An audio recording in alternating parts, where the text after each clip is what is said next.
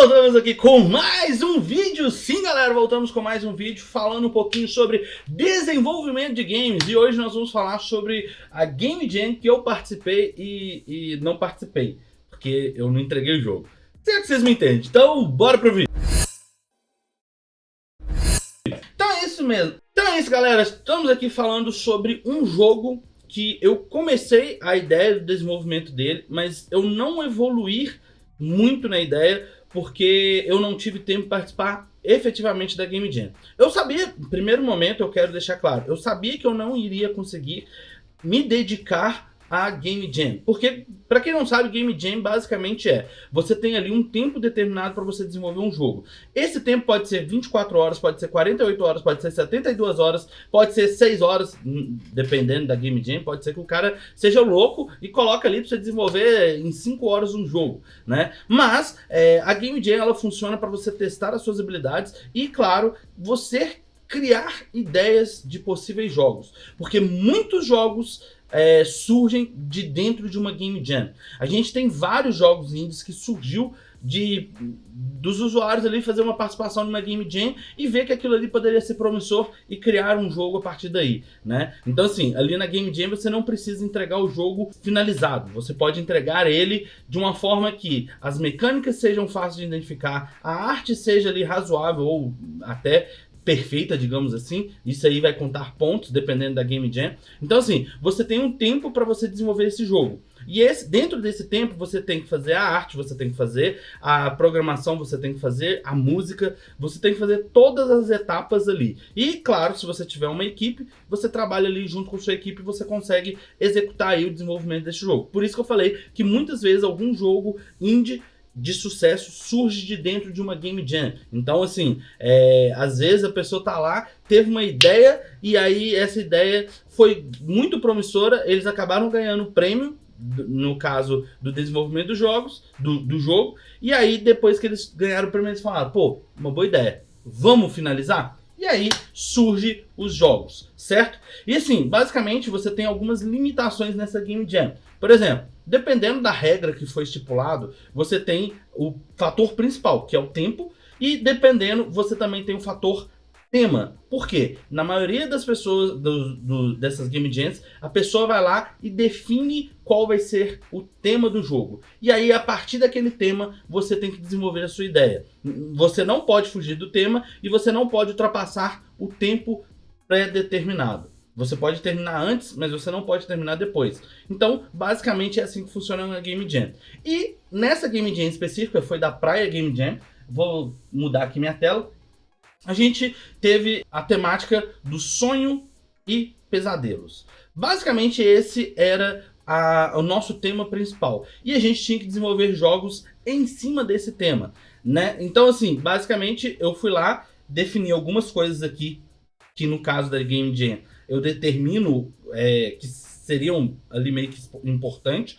Para mim, não significa que o que eu estou falando aqui é a lei, você tem que fazer também. Não, você pode fazer de outra forma, mas eu gosto de fazer assim. Então eu determinei que a arte seria em Flat Designer, que a música, a gente teria duas músicas, uma mais sombria e uma gostosinha, podemos dizer assim. Aqui eu defini a história, então a gente tem o mundo dos sonhos e o mundo dos pesadelos, que eles estão se colidindo. Essa é a nossa ideia base, a colisão entre dois mundos. E aí a gente vem com outros complementos. Nosso herói, a gente tem aqui a ideia do nosso herói, aonde ele tem a missão de evitar essa colisão. E aí, se a gente for pegar aqui, ó, ele tem que coletar areias dos seus, no caso, areias dos seus sonhos, coletar itens dos seus sonhos e enfrentar o deus do pesadelo. Essa é a nossa temática ali referente ao herói. Ele possui poderes que podem corromper a sua vida. Então aqui eu dei uma outra dica, tipo, a ideia base da história está pronta, mas ela não está finalizada. E aqui eu posso complementar de outras formas. No caso, ele possui poderes e esses poderes podem comprometer a sua vida. Se a gente for pensar nessa temática de dois mundos colidindo, o mundo dos sonhos e o mundo dos pesadelos, a gente poderia atrelar que a cada vez que o nosso personagem principal usasse os poderes dele, o mundo ali meio que de alguma forma se corromperia. E aí é onde que está a minha premissa da minha história. E também a base da definição de algumas mecânicas do jogo. Assim, não precisa necessariamente fazer tudo isso. Eu fiz porque é uma coisa que eu gosto de fazer, de uma forma que me faz ter a ideia central. E aí vemos algumas ideias de game designer, né? Vai ser um jogo de plataforma 2D, mecânicas básicas. Que aí eu coloquei movimentação e spawn de itens, coleta de itens.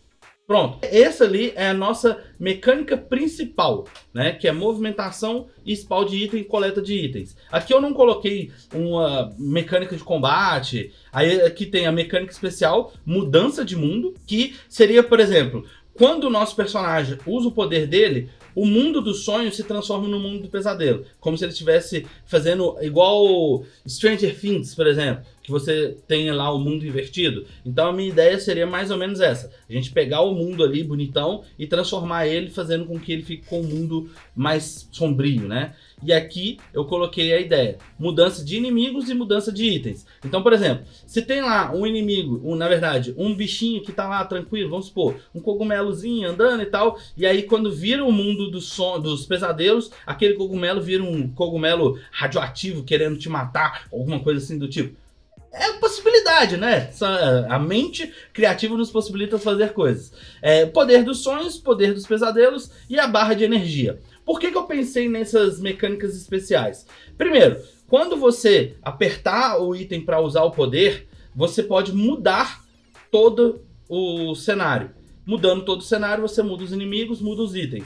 Então assim, fica mais fácil de às vezes ele coletar algo específico. Vamos supor que a gente coloca a missão ali que na primeira fase ele tem que coletar 3 areias. 2 areias estão no mundo dos sonhos e uma está no mundo dos pesadelos. Então ele vai ter que chegar num ponto específico, usar o poder do pesadelo e aí ele vai conseguir pegar a areia que está no mundo do pesadelo, se é que você me entende. A questão de poder dos sonhos, de certo modo, eu pensei em uma forma dele conseguir transformar ali o mundo dos pesadelos, né? Então, por exemplo, tem um item lá que está no o mundo dos pesadelos está corrompendo. Aí ele toca no item e o item volta a ficar com o mundo dos sonhos, algo mais ou menos assim. E o mundo dos pesadelos seria quando ele usasse os poderes dele, isso fizesse a alma dele corromper e o mundo também se corromper.